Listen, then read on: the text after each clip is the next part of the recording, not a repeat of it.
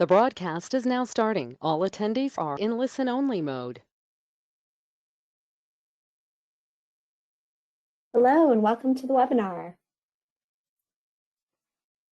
This is the 21st session in our webinar series with the Alliance for Water Efficiency.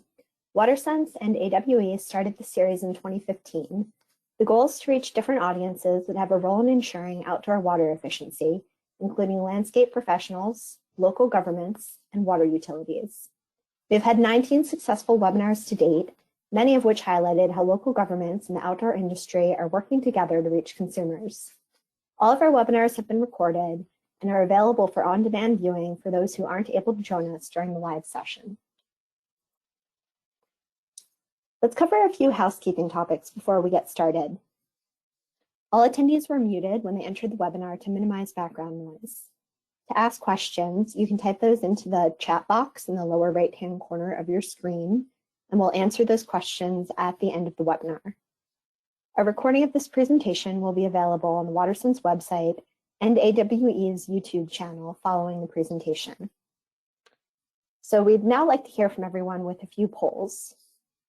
So our first poll question, who do we have on the call today? Local or state government, irrigation professional, water utility, university or university extension service, or other.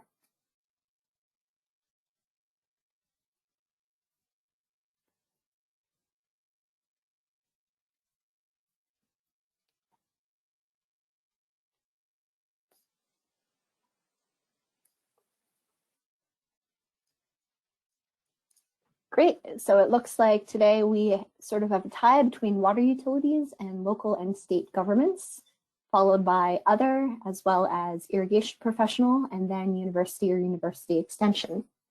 Thanks so much. And then we're also curious, please let us know what part of the country you're calling from.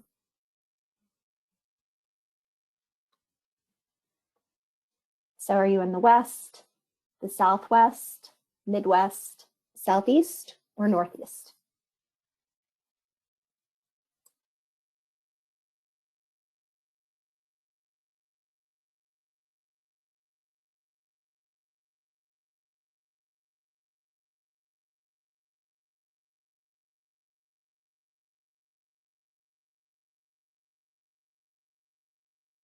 All right, it looks like most everyone is joining us from the West. I'm in the West myself in Nevada, followed by the Southeast, the Midwest, and then the Southeast and Northeast are almost tied.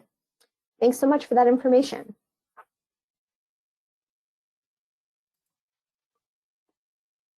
Today's webinar topic is the hunt for water-efficient turf grass.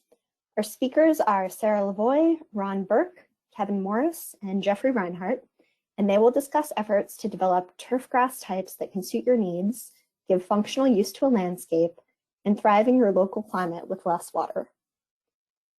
Just to give a background about our speakers, Sarah is the Environmental Protection Specialist for WaterSense Outdoor Programs.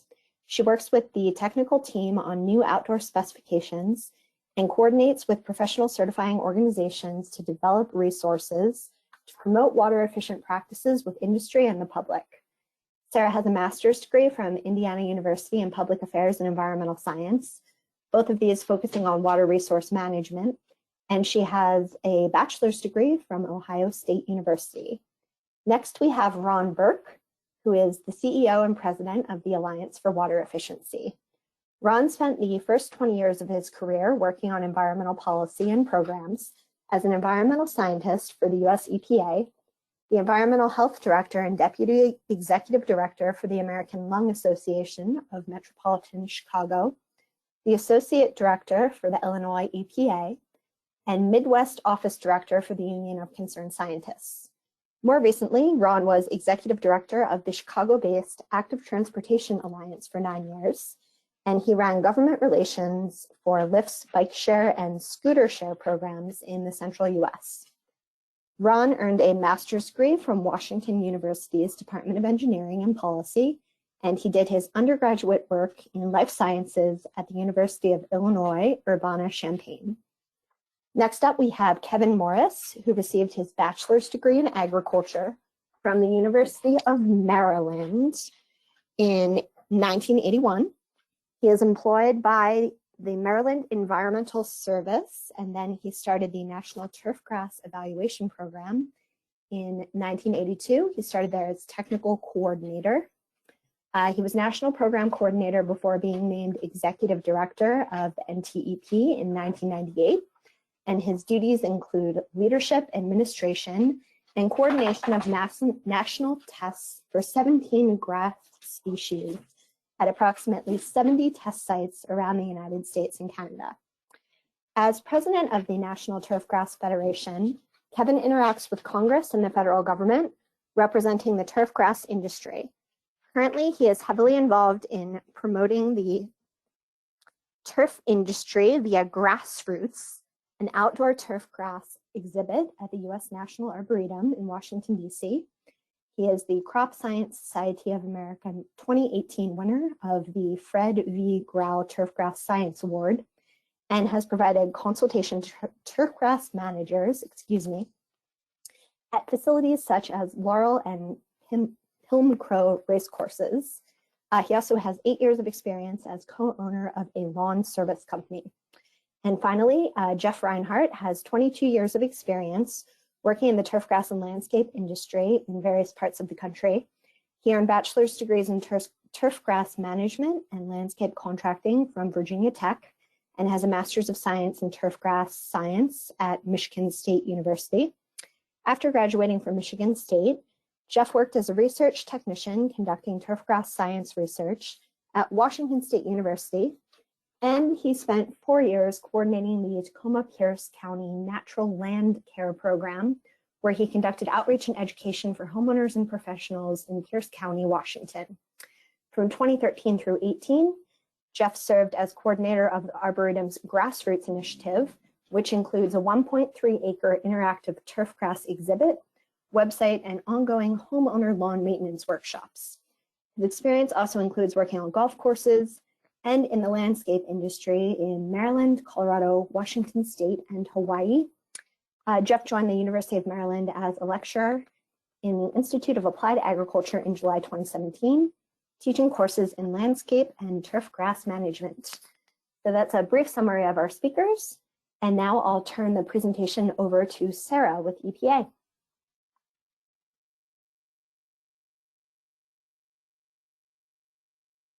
Yes, hello. Due to my setup, I'm actually going to hop off camera, but I just wanted to say good afternoon or good morning. Thank you so much for joining us. And yeah, I just wanted to show you, I guess, who's talking to you. But again, thank you for joining us today. Our guess is that some of you might have been surprised when they saw that WaterSense was holding a webinar focused on turfgrass. Early in the program's history, there was a perception that our program wanted to limit or eliminate turfgrass, but that wasn't really the case. What WaterSense wanted to see and continues to strive for was efficiency in products and in landscapes. There are a lot of factors that go into optimal efficiency when looking at landscapes and irrigation practices. Our goal is to help people identify the products, plants, and practices that can help them get there. Next slide. WaterSense recognizes that efficiency is particularly important in landscapes. We all know water is a finite resource, and water utilities have to size their water systems and secure water supplies to provide water to meet their anticipated peak demand. That demand increases and peaks in the summer when irrigation use increases for landscape watering. Here are a few of the monthly water demand curves from 3 utilities in the Northwest, West, and Northeast. We can see that in all, water use peaks during late spring and summer. And really, you can see these kinds of curves in most every utility. The amplitude of the peak will differ depending on the climate, among other factors. So it's no surprise that the difference between winter and summer use is less in a more temperate region in New Hampshire than it is in a really arid region in Colorado on the front range of the Rockies. Next slide. In many parts of the country, the ability to have water to meet supply, those curves we were looking at on the other page, is going to get more challenging. The risk of drought has been a concern for many years, and studies indicate the frequency, duration, and intensity of drought will increase with climate change. On the left, you see drought status from early February, where the western drought conditions appear to be creeping eastward. The chart on the right shows the drought status in Nevada from 2010 through 2020. The darkest red areas are years with the most severe drought, but really for almost that entire period, some part of the state was showing evidence of mild to moderate drought. And that alone can still severely limit available water sources. I'm sure we're all very familiar with Lake Mead, for example, and its lowering levels. It's always important to use our water sources efficiently, but it becomes more important when communities are faced with water shortages due to drought. In some parts of the country, communities are making really hard decisions to manage their outdoor water demand. For example, in Las Vegas and the Las Vegas area, there are new requirements that will remove non-functional turfgrass entirely from commercial and some public spaces. Next slide. With all of that considered, getting to optimal efficiency for landscapes involves several tools and choices, including getting the right plants in the right places. And if you must water them, getting them the right amount of water. When it comes to turfgrass, we prefer to look at it as a throw rug rather than wall-to-wall carpeting. Some of our partners have noted that if the only time you are on grass is when you're mowing it, then maybe you don't really need the grass. Because sometimes those landscapes are just tough to maintain and or irrigate without generating runoff. So we encourage everyone to look for spaces in a landscape where grass can serve a purpose for people and pets, and to think about removing grass that can't. One really great example of evaluating landscape use is the Local Scapes program in Utah. It identifies park strips, which is that area that runs between the sidewalk and the street, as a good landscape to flip. Next slide. All that being said, turfgrass can have a place in a water efficient landscape. It can provide areas for people to enjoy and mitigate heat island impacts in urban areas if it's a part of a holistic landscape design that includes trees and other vegetation. And like I said, in some parts of the country, you don't necessarily need much, if any, supplemental water for lawns. But today we're going to hear about interesting work going on to trying to identify varieties of turfgrass that can thrive with less water and other inputs and can survive periods of drought or bounce back easily when a drought period ends. Next slide. And I definitely will be the first to admit that managing water demand in the landscape is very hard. There's a lot of moving parts, and a lot of it is driven by choices that people make to match their desires and social expectations. We've talked to folks in the golf industry and discovered that we both suffered from the Augusta Effect, or what we like to call the Augusta Effect, where every golfer wants their course to look like the one used for the Masters, and homeowners also want a yard that will be like the envy of the neighborhood. You can read the quote at the top from a member of the American Society of Golf Architects. And when I read it, I thought, hey, if you replace the keywords with those we use in our work at WaterSense, you can see that we both face very similar challenges.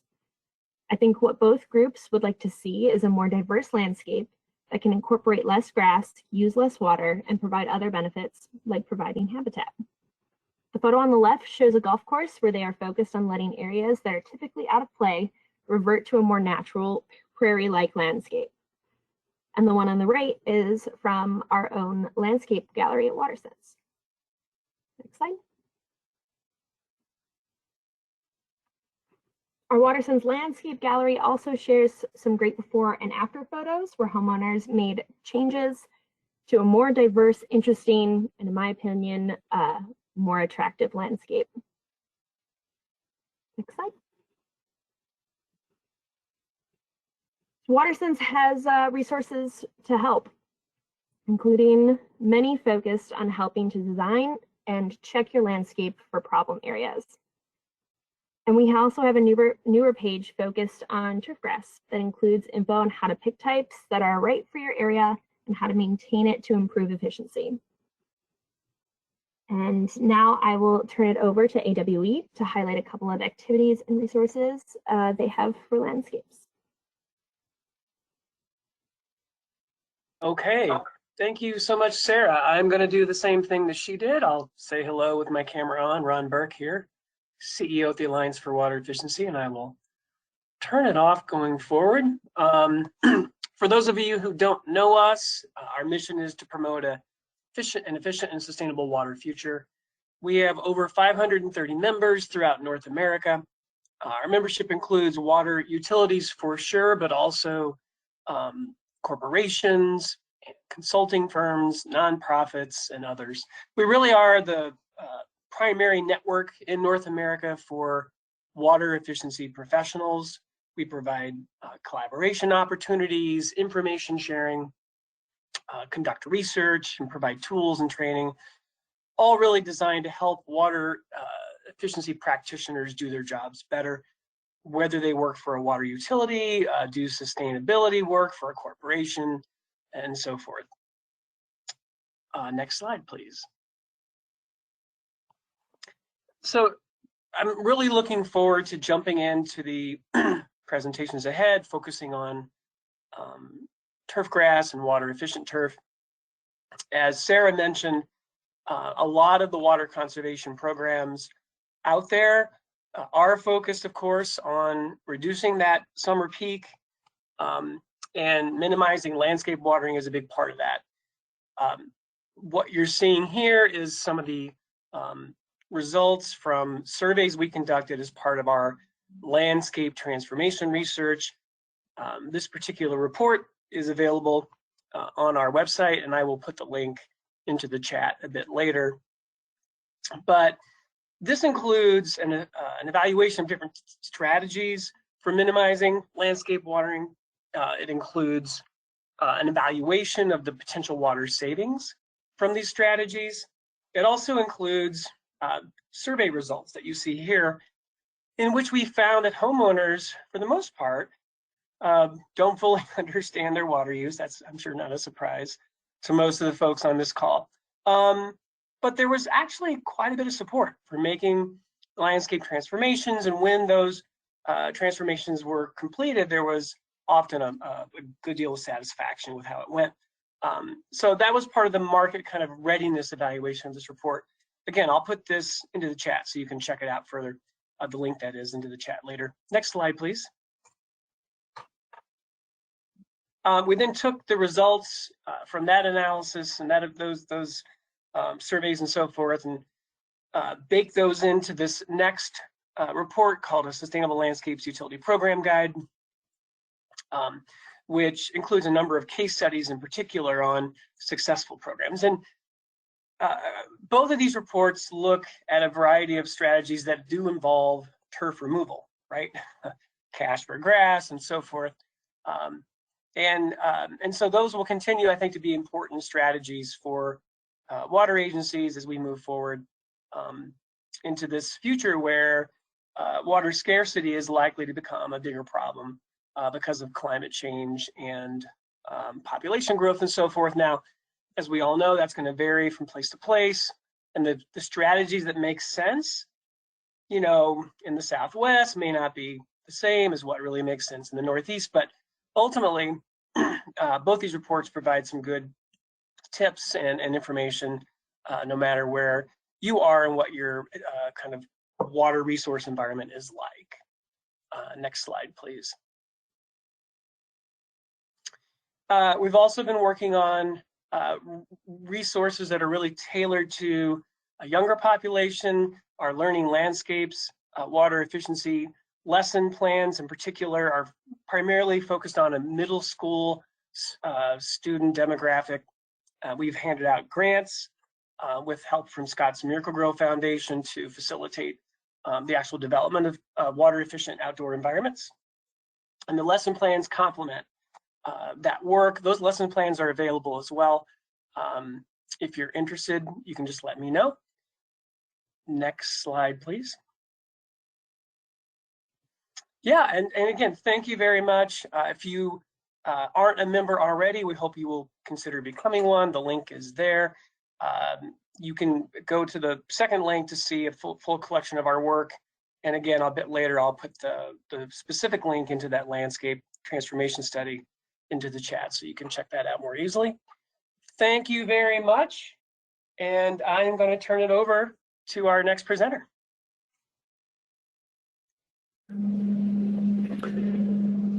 Thank you so much. I really appreciate being on the call today.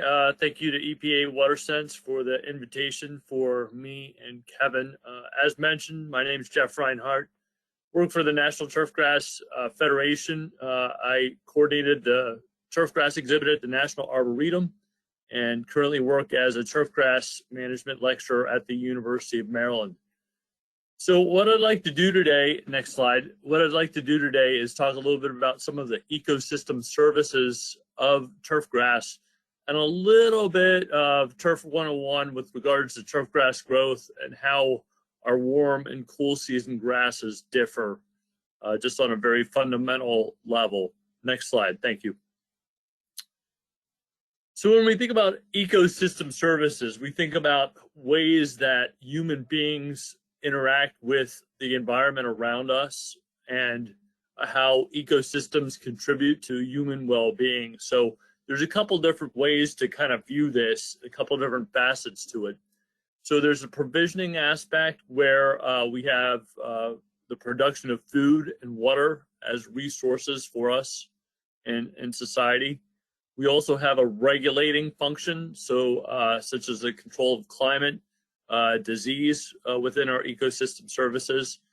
Certainly climate change is a big issue nowadays, as it has been for several years now, and we think that properly managed turfgrass has a role in being beneficial to the environment that we have in a lot of suburban and urban landscapes.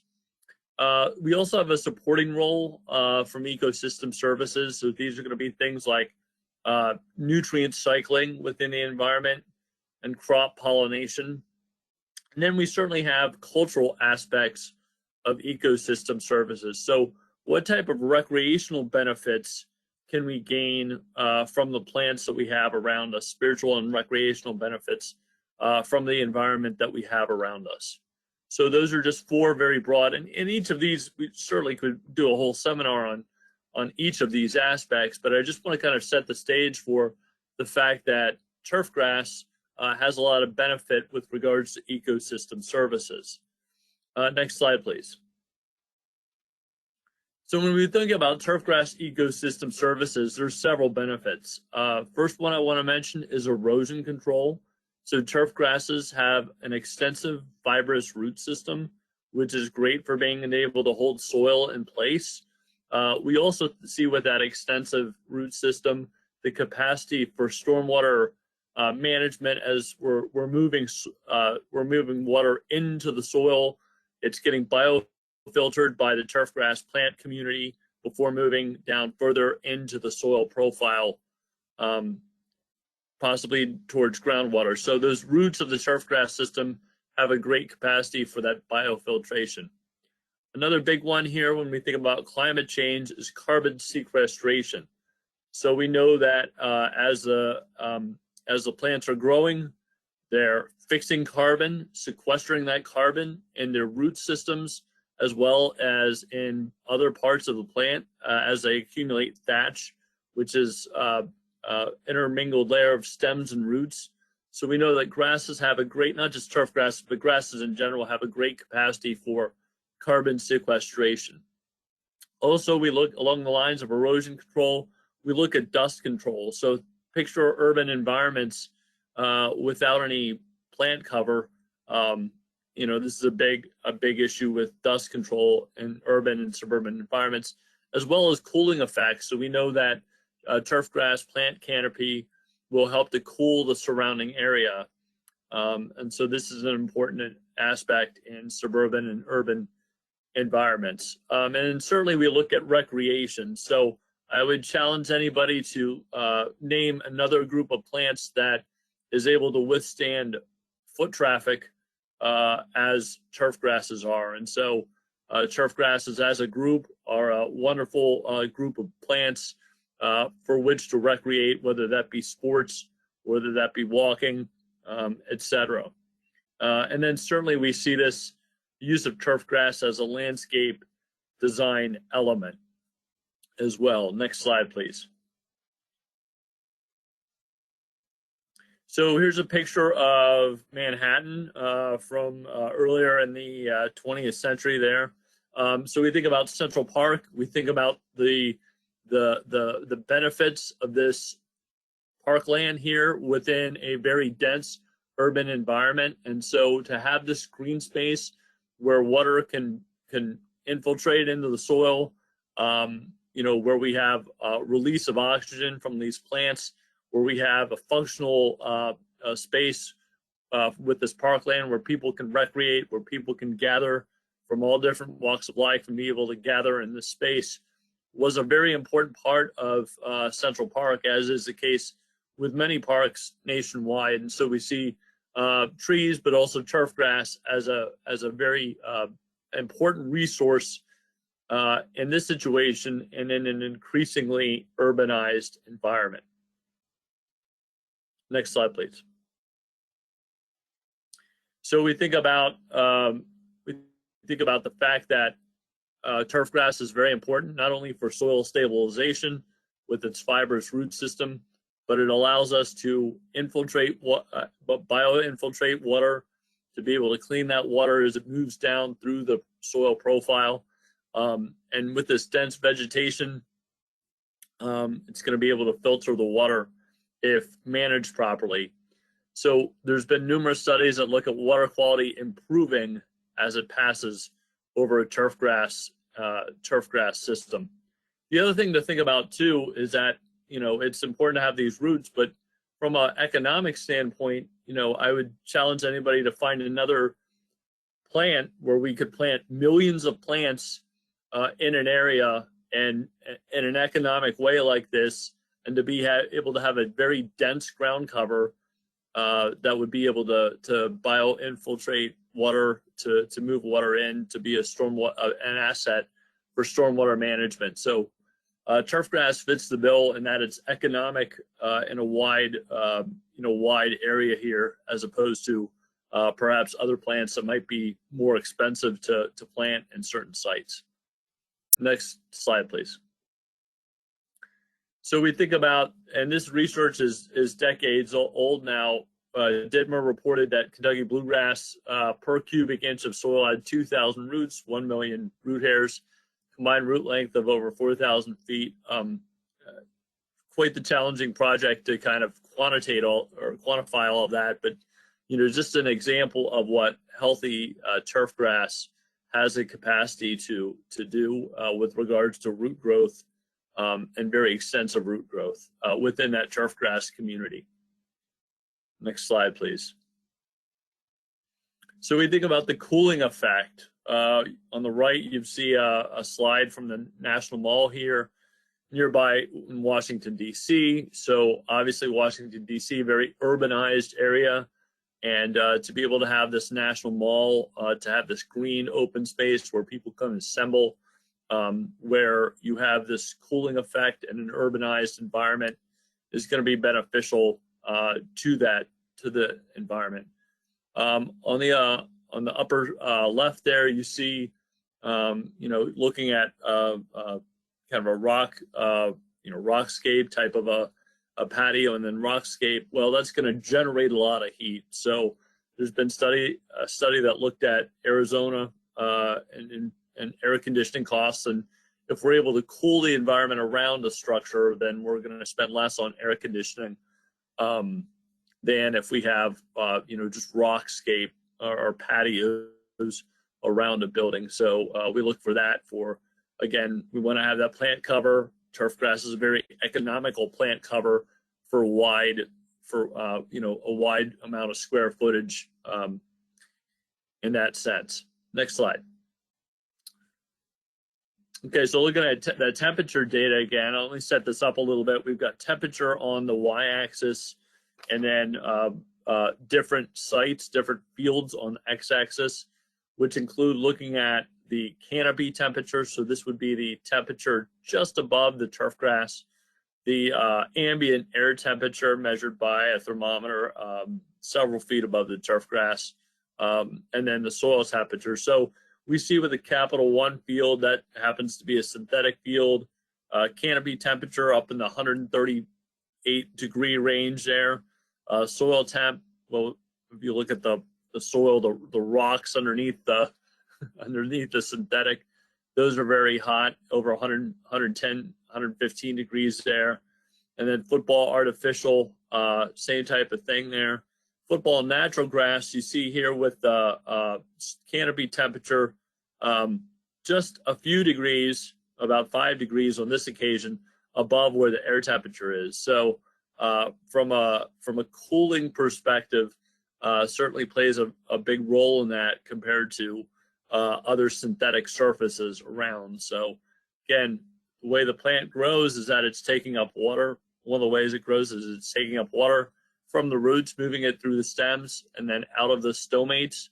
So basically it's cooling that plant with the water that it uses. So, and in fact, a turfgrass sward is cooling the area around it as well. Next slide, please.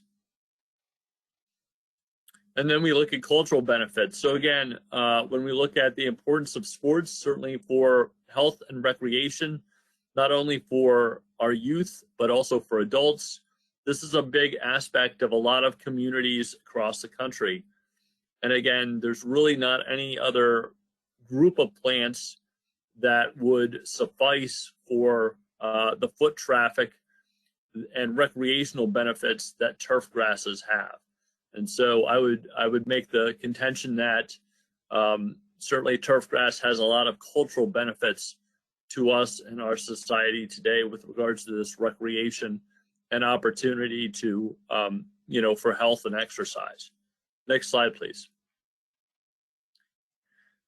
Here's an example. Here again, we're back to the mall. And if you've ever been to Washington, D.C., you know that there's a lot of foot traffic on the mall. There's a lot of recreation on the mall, as this is one of our larger, or basically the largest park within D.C. And so with this, turf grass is, assuming several roles as an opportunity for recreation, but also as an opportunity for assembly in our nation's capital. And so really any other plants in this area wouldn't quite be able to fulfill that role as well as turf grass does. So so it's a great grass or plant community for that area. Next slide, please. So when we think about turfgrass quality, there's several components. We think about density, and healthy turfgrass is going to be a dense turfgrass to help keep out weeds and to be able to develop good root systems. We also look at drought tolerance as an important quality. We look at persistence. How well does it persist from year to year to year? We look at pest tolerance, and we're trying to find newer grasses that have less pest incidents, whether this be disease or insect pests or weed invasion. We also look at color, but I want to remind people that color is just one minor aspect of this. I think that if I were to ask homeowners this question, how do you define quality? I think a lot of them would say color, but as a turfgrass scientist, I really want to de-emphasize color and re-emphasize density and re-emphasize what makes that grass functional in the landscape with regards to the ecosystem services and the persistence of that particular grass sward. As scientists, we also look at uniformity and certainly wear tolerance, and all of these aspects we are improving from a grass selection and breeding standpoint, and so we have much better grasses now than we did even 10, 20, certainly 30 years ago. And so I think a lot of people think about lawn maintenance, turfgrass maintenance, maybe 20 or 30 years ago where you had a lot of inputs. But my contention would be that if you're able to choose the right variety for the right functionality for your space, you're going to be able to reduce inputs. So turf grasses should be chosen to perform a certain function for that space, whether it be, for a sports field or for a home lawn, for a golf course, for a park, etc. All these turf grasses put in the right place and managed well will provide these provide benefit in the ecosystem services that I mentioned. Next slide. So just a quick primer on our different turf grasses. I'm going to talk about our cool season turf grasses and warm season turf grasses. So we think about our cool season turf grasses being predominant in northern tier of states.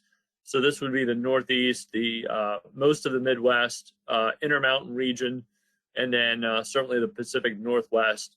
Our warm season grasses are going to be typically grasses that are native to the tropics and are going to be best adapted to the Carolinas, Gulf Coast, Florida, and then across the lower part of the Southwest. In between this, we have a zone called the transition zone where both warm season and cool season grasses can be grown, although at different times of the year, each one respectively grows quite well, and then at the opposite time of the year, maybe not quite as well. So obviously, ecologically, we have this transition where we have different grasses growing well or not so well at different times of the year. And so it's important for turf grass managers to kind of recognize that and be able to select grasses that are best adapted. And we're getting better at that as scientists to be able to develop and have available better grasses for all different climatic zones. Next slide, please. So for the cool season grasses, our common cool season grasses that we find for home lawns are going to include things like tall fescue. So this would be the mid-Atlantic, kind of that transition zone I talked about, the upper South, lower Midwest. Finally, fescues as we get further north. Certainly Kentucky bluegrass in the Midwest, the Northeast and Intermountain region.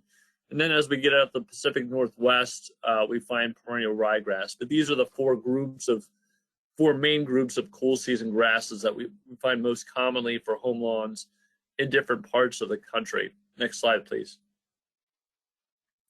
So our cool season grass growth is actually bimodal. So we notice that it comes out of winter dormancy during the springtime, and we typically have a lot of shoot growth in the spring. As we get into late spring and summer, that shoot growth kind of decreases as it gets hotter. So these cool season grasses are not as adapted to environments where we're up in the 80s and 90s on a regular basis. And then as we get into the fall, we see that shoot growth pick back up again. And you'll notice that the root growth tends to be somewhat commensurate with the shoot growth. And so, being able to recognize that is an important part of managing cool season grasses. Next slide. For the warm season grasses for home lawns are going to include things like Bermuda grass in the Southeast and the Southwest, zoysia grass as we get into that transition zone through the upper South and mid-Atlantic, but also in the Southeast. And then St. Augustine grass we typically see in the lower Southeast and Gulf Coast. And then centipede grass, this is more of a grass we see in the Carolinas, Georgia, Alabama, Mississippi region. Next slide. So for our warm season grasses, as you could surmise, they're going to grow best during the summertime.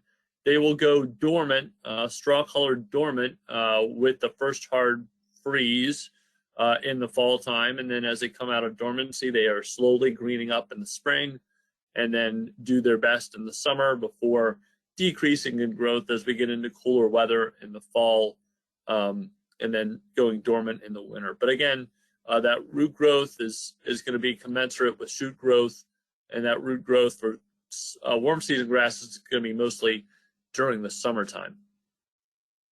Next slide, please. So We don't have time to talk about all of our turfgrass maintenance practices today. In fact, I just have a few more minutes here before I give it over to give the slides over to Kevin. But I want to kind of remind folks that we've got basically 6 general turfgrass maintenance practices. Typically, you'll hear about mowing, watering, fertilizing, aerating and thatching are often known as cultivation within turfgrass management lingo. And then another one that's very important, obviously, and I put this at the top, is variety selection. So we think about the landscape. In the landscape, we want to have the right plant for the right place. In turfgrass, we want to have the right species for the right intended function for that space. And if we have the right species, we want to pick the top varieties that are best suited with regards to the quality attributes that I mentioned a few slides ago. We want things to be drought tolerant. We want them to be pest tolerant. We want them to have good wear tolerance. We want them to be hopefully use less fertilizer inputs. So that variety selection is very important. And Kevin's going to talk a little bit about that in the next few minutes. But the idea is that if we're able to do these first 5 things correctly, we're spending less time on pest management. Just want to speak briefly about watering. Next slide, please. Thanks.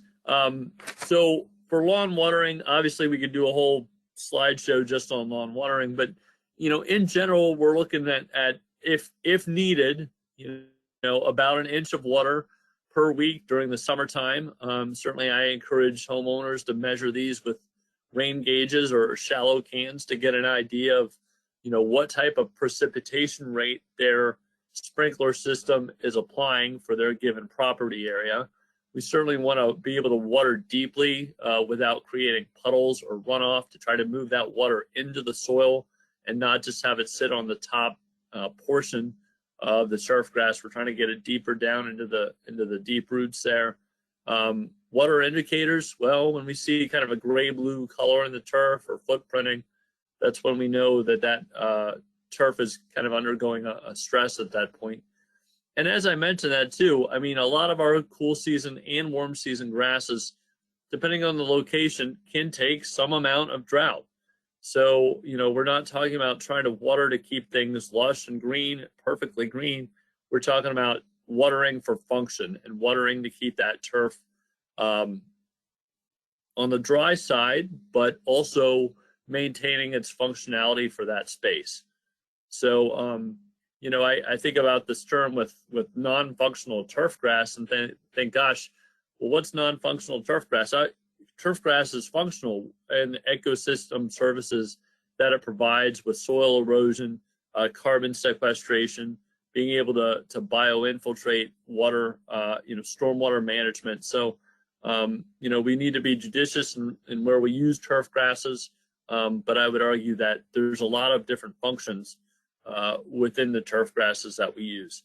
In the Western U.S., we water mostly based upon potential evapotranspiration to kind of estimate the water that we lost each day from evaporation and from transpiration of the plant.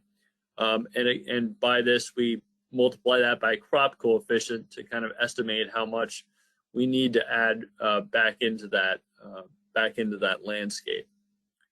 Next slide, please. So, want to try to advocate watering in the morning, using a water timer, being cognizant to be able to assess the water schedule on a regular basis so that we're not overwatering and that we're not just setting it and forgetting it at the beginning of the season. Certainly being able to inspect the system for leaks and breaks, and then having a rain shutoff device is helpful as well. Next slide. I think we transition to Kevin here. Okay, so the last thing that I'll say here is that we do have more drought-tolerant grasses, and certainly it's important to be able to manage these grasses correctly to be able to realize their full potential water savings. So it's not like something that you might find in your house for a fixture that is going to work the same anywhere. With our different grasses, it's a biological organism. To be able to realize that full potential of water savings, we need to manage turf grasses correctly. So Kevin, I think that transitions over to you now at this point. I want to thank everybody for having me on today. Thank you. Next slide, please.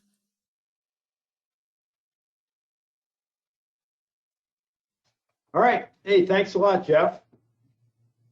Very good overview, and welcome, folks. Thanks for being on.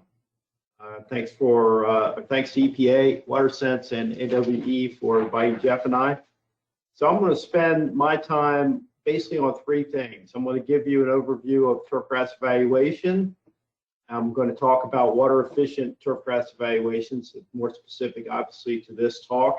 And then I'm going to go over some pilot projects that's happening, either I'm involved with or others in the industry involved with. So just a little bit of background on our program.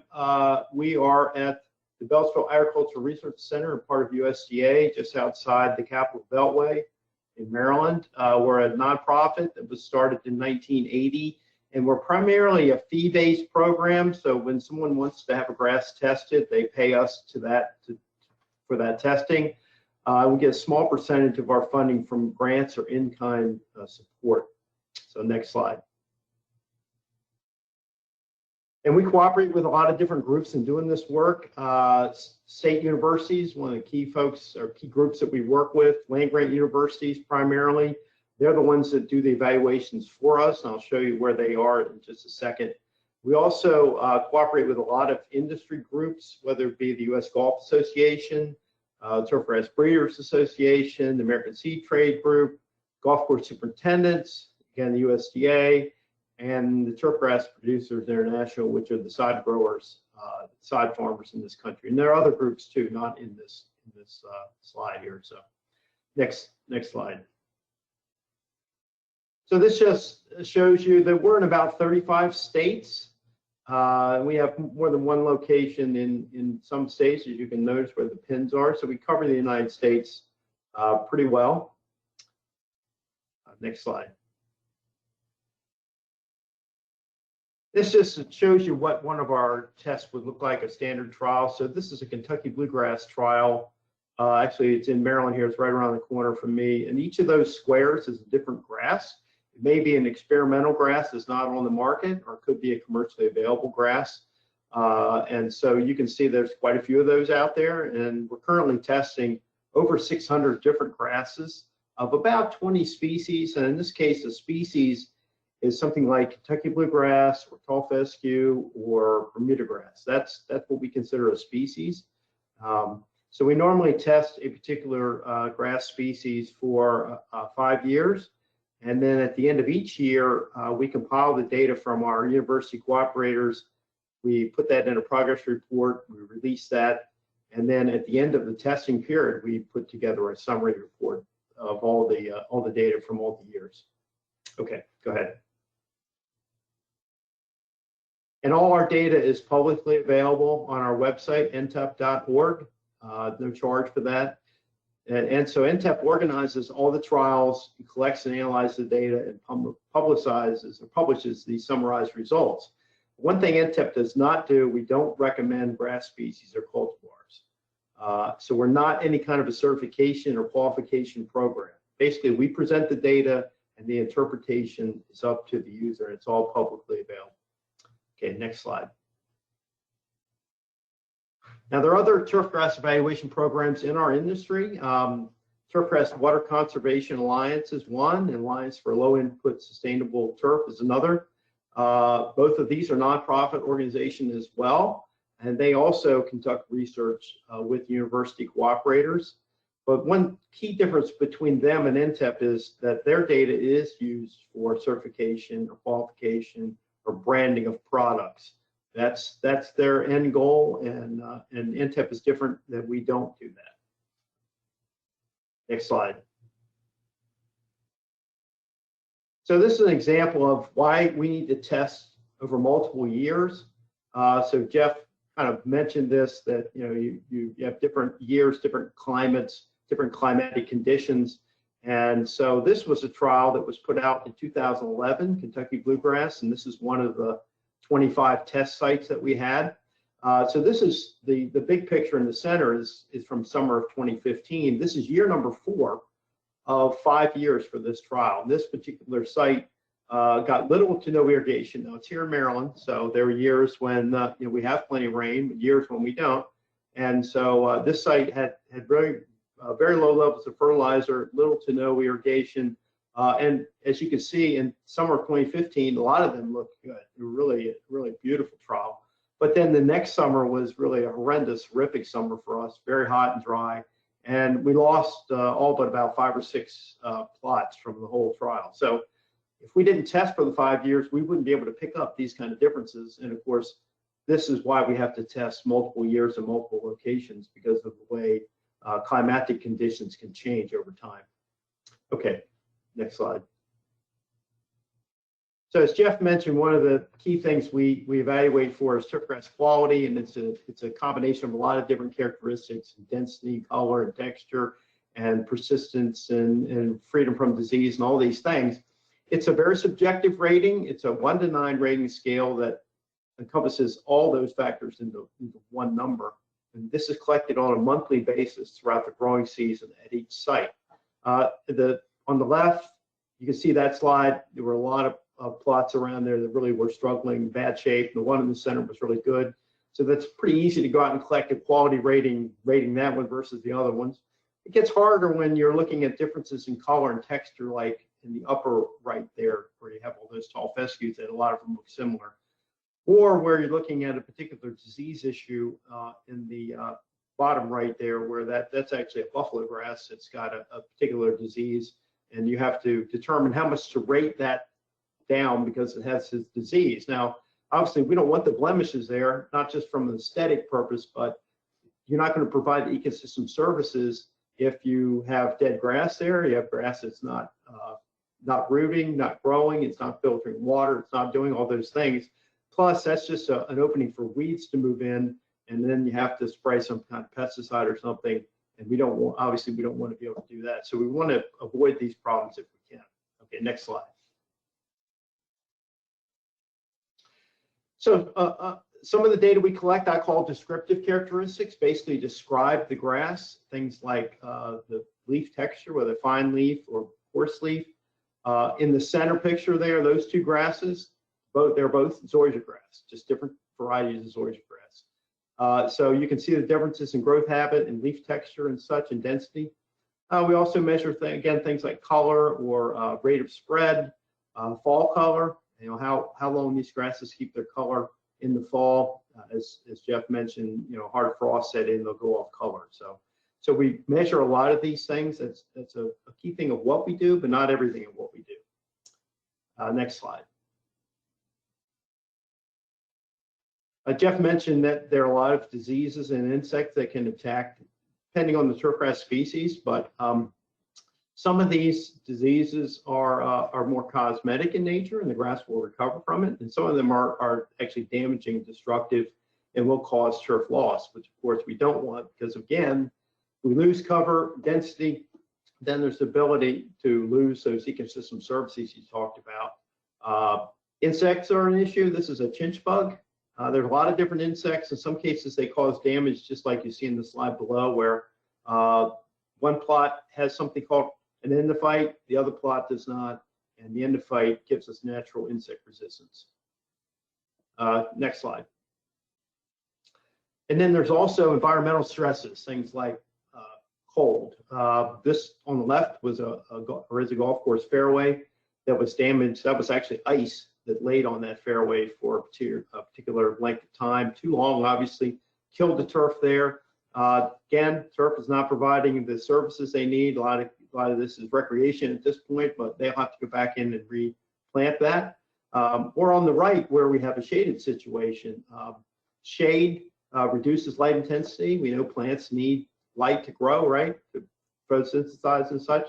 So there's a limit to how much a grass, in this case, can survive with reduced light intensity. And turf will tend to thin out. When it thins out, you lose density, and then you lose that ability to filter water, and then you also have a chance for weeds and other things to come in. So again, and you lose the functional aspect of it from a recreational standpoint as well. People you have a lot of traffic on that, it can really wear it out.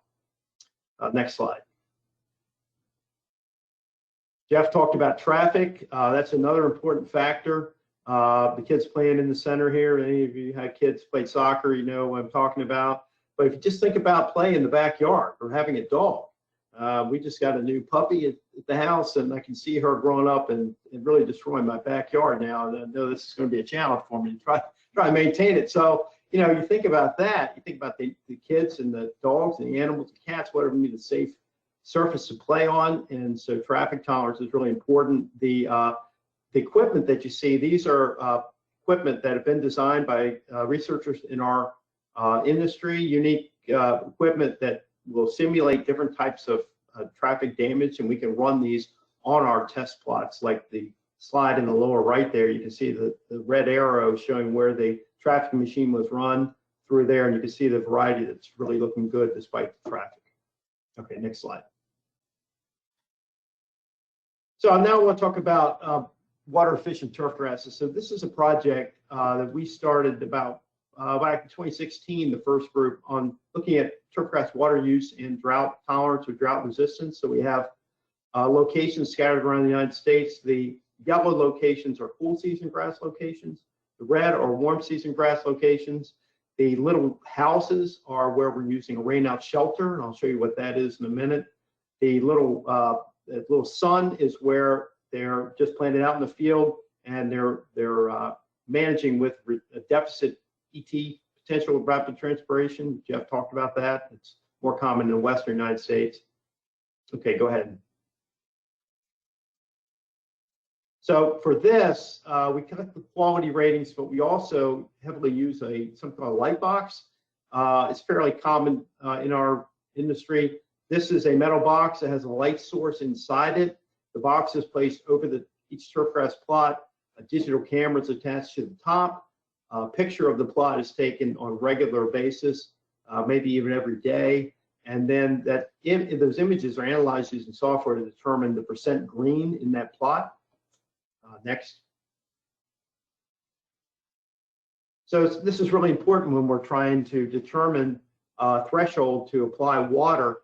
So this is one of our rainout shelters. It's a portable, or not portable, it's a permanent structure. And so this obviously prevents rain in the eastern half of the United States. You can see the locations noted on the little map there. These are places of 30 to 40 to 50 inches of rainfall a year. So we need to restrict rain to be able to determine water use over some period of time, like 100, 120 days here. And so you can see on the right where those grasses, we allow them to go down 65% green cover determined by that light box.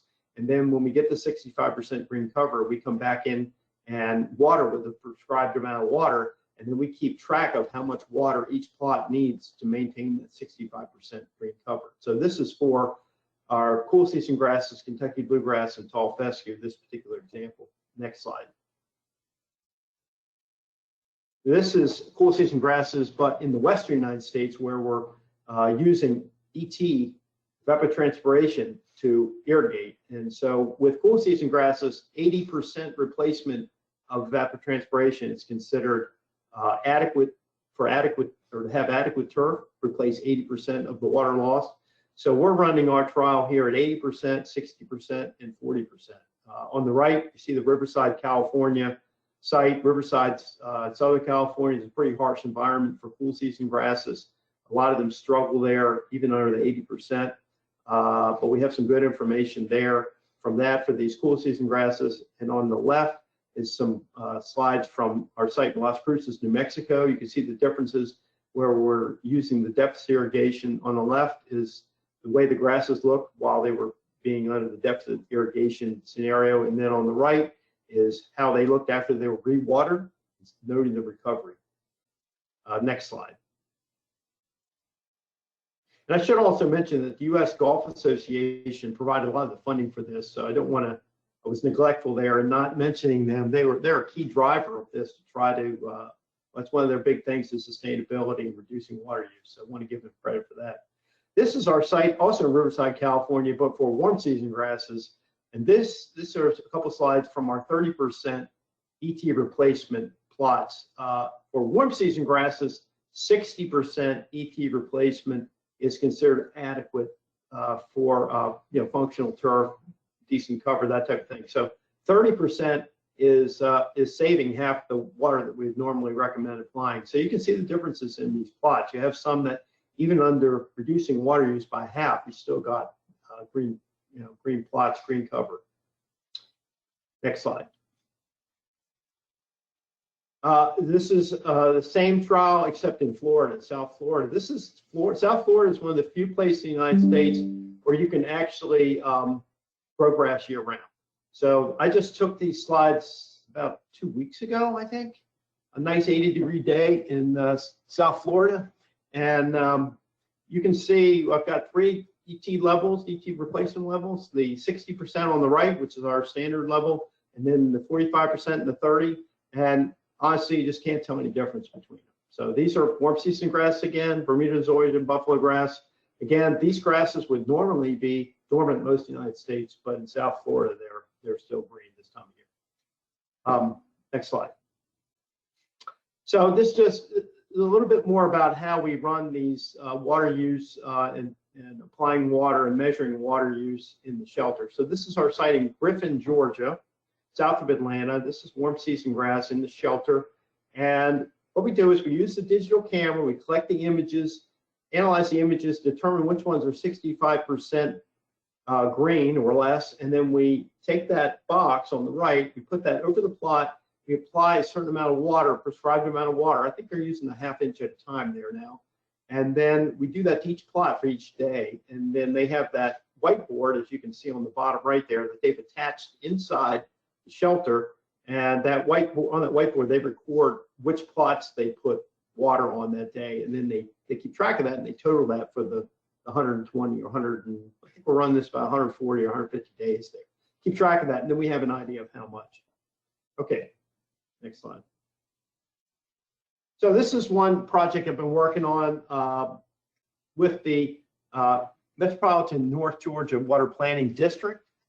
They came to me and some others in the turf industry, and they wanted to identify water efficient grasses and cultivars. They want to identify those, and they wanted to be able to incentivize homeowners to put these in and to save water, but also to remain or to have a quality lawn. I mean, that's a key thing here. So next slide.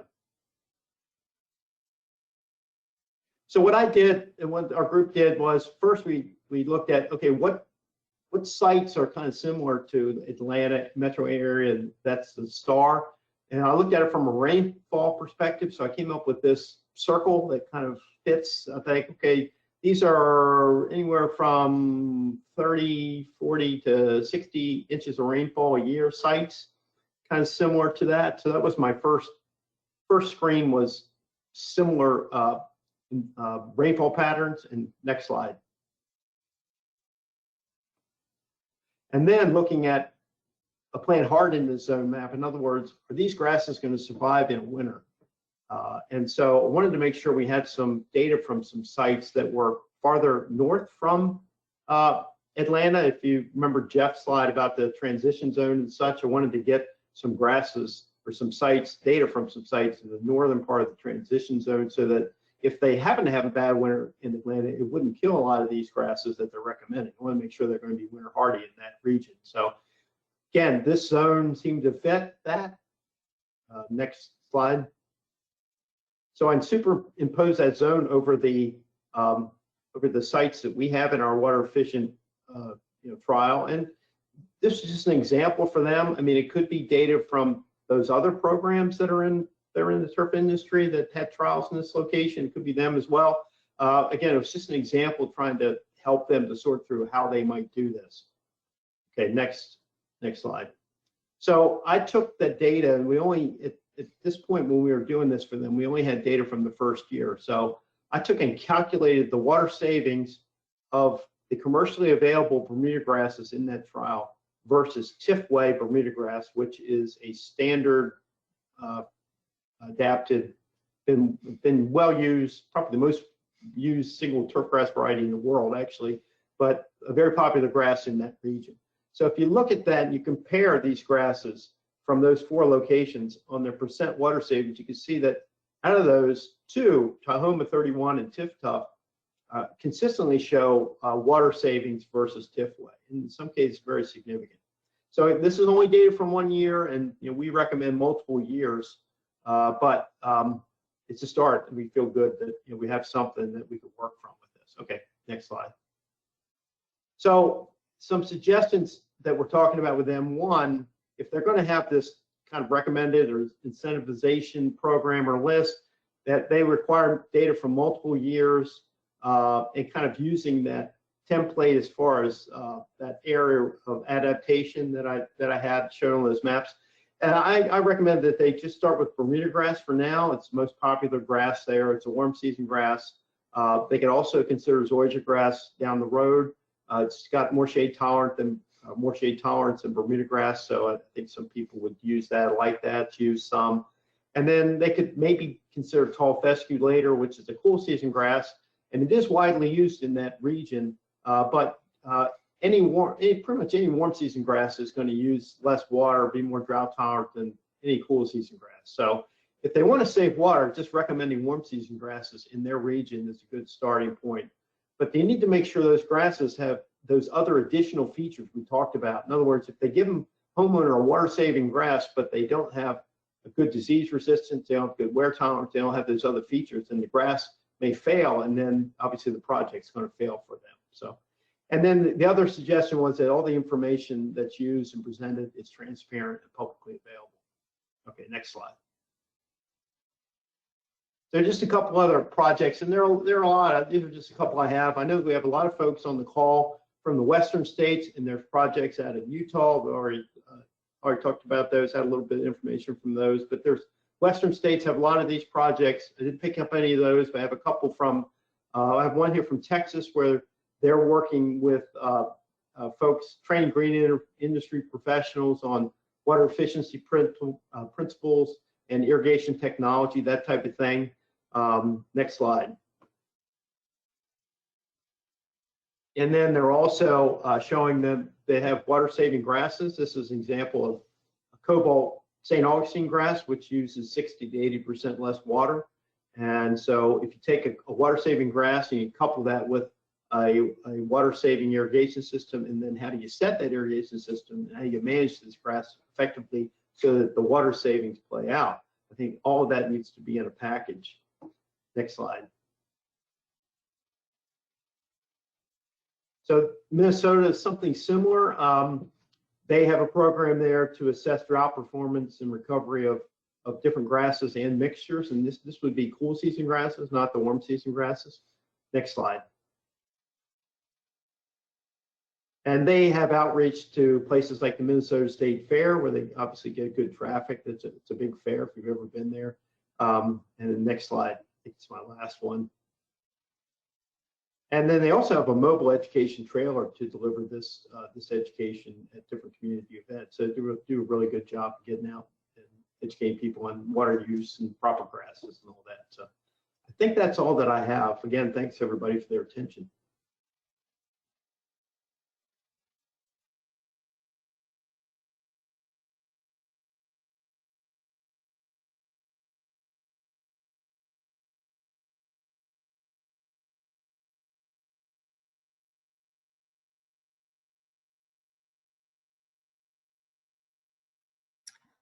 All right, so I know we are over time, but we do have a few questions if we can stay on and answer them. If everyone is okay with that. Certainly. For anyone that does need to leave the call, we'll also plan to send around questions to all attendees with answers to your specific question. But if you do have questions, please go ahead and type them into the questions box now so we have a record. And if you're on the call, that's great, and you can stay a few minutes. If not, we will send you an email response. So make sure to type your questions into the questions box. All right, the first question we have is for Jeff. And they're asking if you can discuss the importance of soil pH management over time and if there is expectation, helicopter. If you could discuss the importance of soil pH management over time, and if there is expectation that the soil chemistry will change and go off spec with the optimum range preferred by turf grasses. Yes, I can answer that. So typically for most of our turf grasses, we want to be in the pH 5.5 to about 7.0 range. Within that, there might be a little bit of nuance depending upon the species, but one of the big reasons that we like to be in that range is because that is the pH range in which most of our soil nutrients are best available for our plants. So that's the reasoning behind that. Again, you might find a couple nuances here and there. But if you want to generalize for just about every grass that we have in the lawn and landscape, that would be it.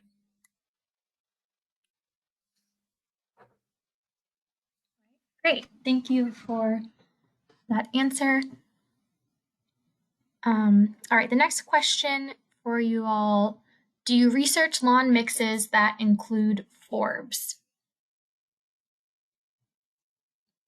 And they didn't specify who that was directed to, so if you feel you can answer it, feel free to jump in. Yeah, this is Kevin. I can answer that. We have done that. We have a low maintenance, a low input trial that we've been working on. So we do have some of that where forbs being cloved, different types of clovers, that type of thing. And so yes, we have had some of that. Have done some of that. We do have some data on that for both warm and cool season grasses. Another question for you, Kevin. You mentioned that Tahoma 31 and TIF Tough have drought tolerance, but it's important to have other benefits or features. How do these grasses handle wear, quality, shade, etc.? Okay, so those grasses have been good, really equally good. Things like wear tolerance, shade tolerance is not a feature that much of Bermuda grass, so we don't really say Bermuda grass is shade tolerant. But these grasses, Tahoma 31 is going to be winter tolerant a little farther north than TIF Tough, but really they both are good grasses and going to get a lot of use. They're both really pretty new, but they're both going to get a lot of use across the United States and worldwide, really.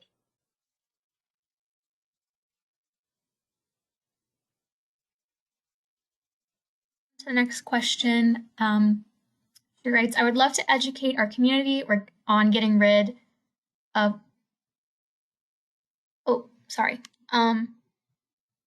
skipped a question here. Actually, this question is for Jeff.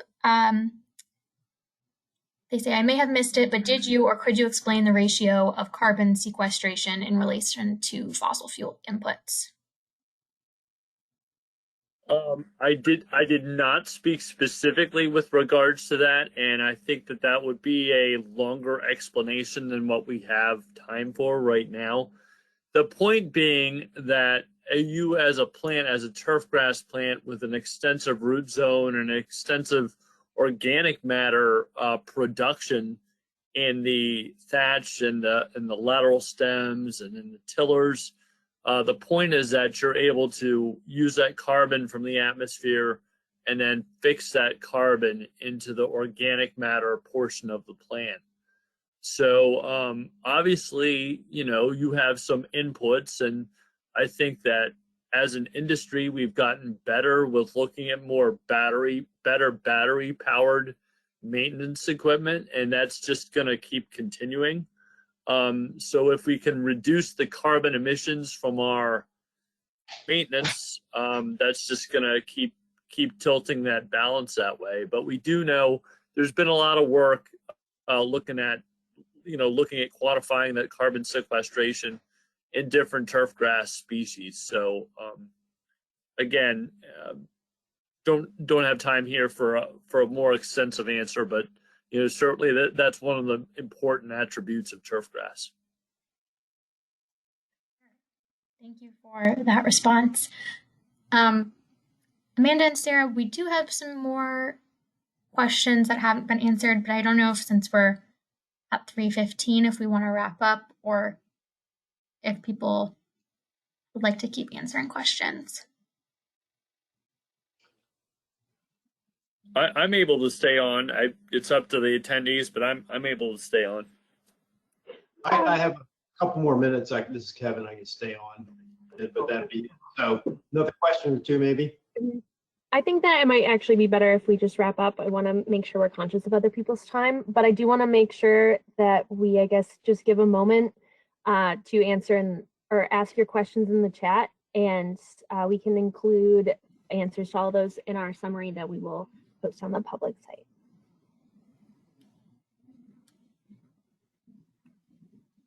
So we'll make sure everyone gets their questions answered, but I just want to be respectful of everyone's time. Sarah, while we're waiting for people to type questions into the questions box, I do think we should ask the question about whether anyone needs proof of attendance for this webinar. Michaela, if you don't mind launching that poll question.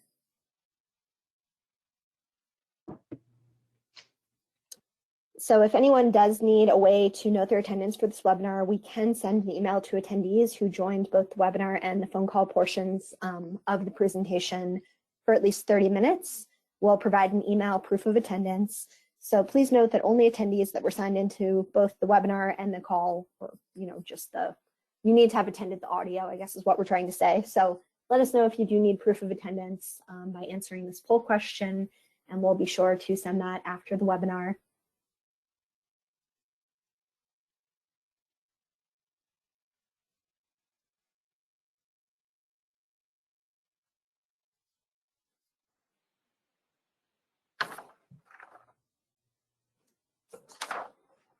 Thanks, Michaela. I think you can close that out. And I don't think we have to display that result, but we also are curious what webinar topics you're interested in for the future. So Michaela, if you could launch that poll question. So we try to be conscious of what our audience is interested in learning about. So this is a multi-select pick list, so select all that apply: water budgeting for commercial landscapes, benefits of native plants in the landscape, golf course turf to xeriscape landscape transformation, or rainwater collection and alternative sources for irrigation. So go ahead and answer this poll question, and we'll keep that in mind as we are planning our next webinar topic.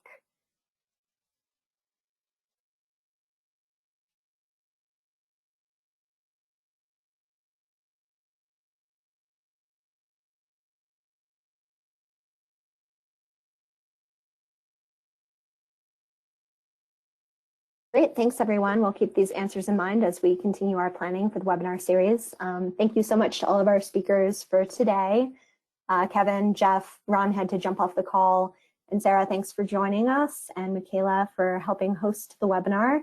We really appreciate everyone staying a bit over the scheduled time, and as I mentioned, we'll be sure to send all of those responses to questions if we didn't have a chance to answer them during the Q&A session.